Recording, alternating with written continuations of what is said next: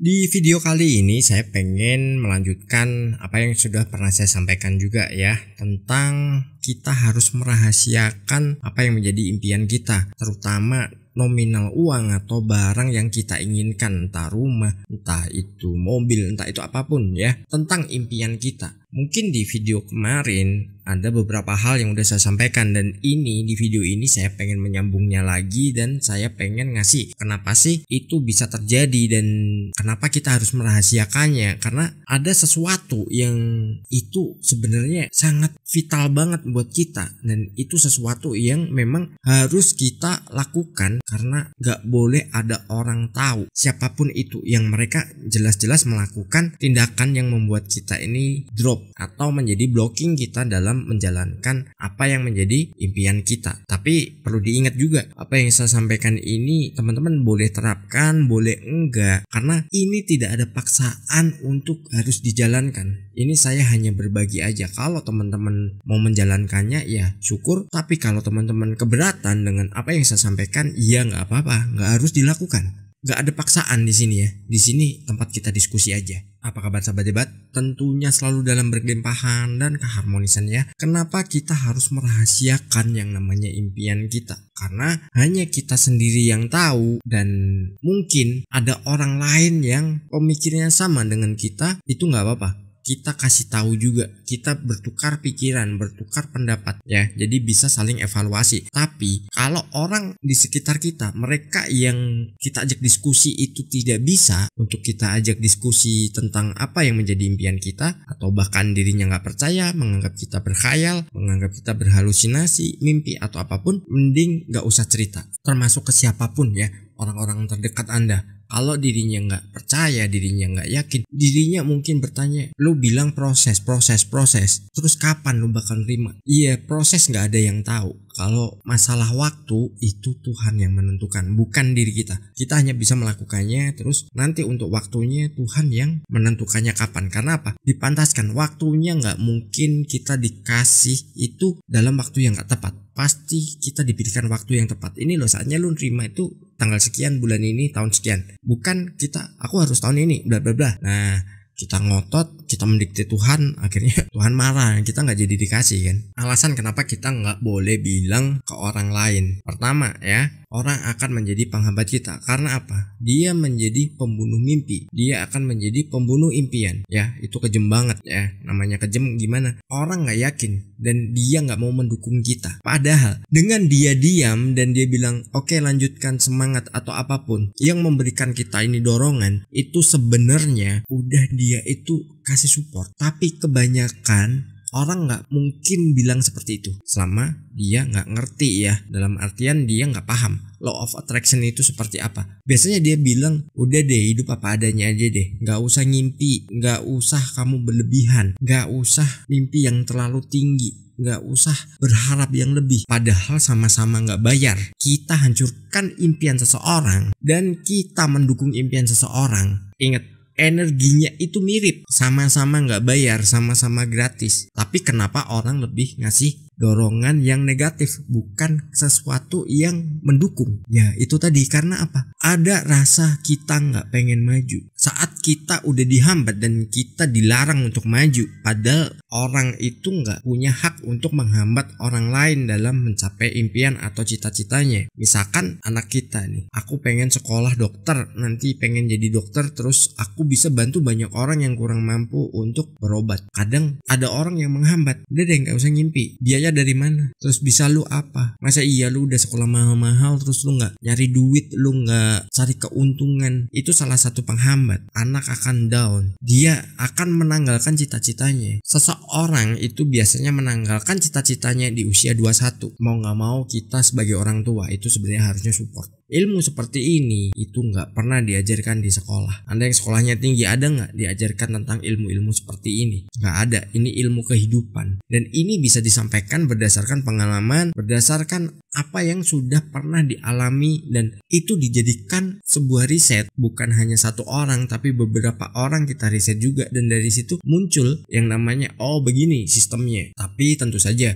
kita harus memahami dulu apa yang namanya ilmu pikiran, apa yang namanya law of attraction. Mungkin dianggapnya hal yang receh, ya nggak apa-apa, karena belajar seperti ini kalau kita datang ke sebuah pertemuan, workshop ataupun kelas-kelas tertentu, biayanya ya lumayan jutaan loh, serius. Dan kadang juga ada seorang pengajar atau IO-nya itu yang maksa, terserah deh nyari pinjaman dulu buat ikut, terus akhirnya dia dapat duitnya dari itu. Nah, saya nggak mau seperti itu, makanya saya bagi di sini. Bersyukur banget ada platform seperti ini, jadi saya bisa berbagi. Orang udah kasih kita yang namanya hambatan. Kalau kita terus menceritakan ke dirinya, nggak akan mungkin dirinya akan berubah menjadi sebuah dorongan. Pasti hambatannya akan ditambah. Ibarat bebannya yang ditaruh di belakang kita biar kita nggak melangkah maju, itu jauh lebih banyak. Itu bisa dilakukan oleh siapapun, ya, termasuk pasangan kita, termasuk orang-orang di sekitaran kita. Karena dengan orang semakin menghambat kita dalam berproses, ini poin kedua ya, itu kita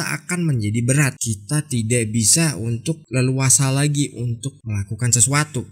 Contoh, kita membuat sebuah produk, kita lakukan eksperimen dulu kan, tes dulu. Mungkin kalau makanan ini rasanya kurang apa, ini bentuknya bagaimana, teksturnya juga udah bagus atau belum, atau masih ada kekurangan-kekurangan lain. Kadang kalau kita kasih ke orang yang itu dia mau mendukung, pasti dirinya akan bilang, oh rasanya udah pas, cuman nih teksturnya kurang padat, misalkan gitu ya. Kalau orang yang menghambat impian, apa sih lo, coba-coba mulu, buang-buang duit, ntar juga nggak laku lo jual. Nah, itu jadi hambatan. Kita akhirnya apa? Gak jadi bersemangat. Kita akan ya udahlah, nyerah aja deh, mending besok tidur di rumah, gak usah kerja, gak usah usaha. Itu sesuatu yang kebanyakan dilakukan orang lain.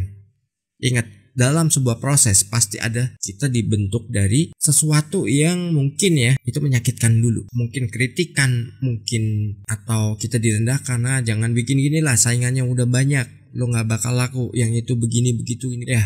Pokoknya seperti itulah. Orang tidak memberikan dukungan ataupun kritik yang itu membangun, dalam artian gini, ini udah oke, harga berapa? Sekian. Lo jualnya sekian dulu aja di bawah yang lain. Nanti kalau lo udah punya pasarnya, lo baru naikin tuh perlahan. Karena nyiptain yang namanya orang suka dulu, lo nyiptain pelanggan baru dulu. Nah, itu misalkan makanan. Begitu juga dengan kehidupan kita. Saat kita pengen menggapai sesuatu, orang biasanya nggak ada dukungan. Orang kadang justru merendahkan dan menjatuhkan. Kita nggak boleh putus asa. Kita harus bertekad nih, aku bisa, aku mampu, karena aku dikasih kelebihan. Intinya gini, kita dikasih pilihan kok, sama Tuhan tuh dikasih pilihan. Lu mau maju, lu berhenti, atau lu mundur, terserah, bebas, lu bebas milih. Nah, ilustrasinya adalah kita dikasih kertas putih. Ini kertas lu mau bikin apa? Lu coret-coret, lu gambar, lu tulis, atau dibikin origami, terserah, bebas. Intinya hidup kita itu sebenarnya seputih kertas tadi. Kita mau jadi seperti apa tergantung pikiran kita dalam mendesainnya. Dan tentu saja kalau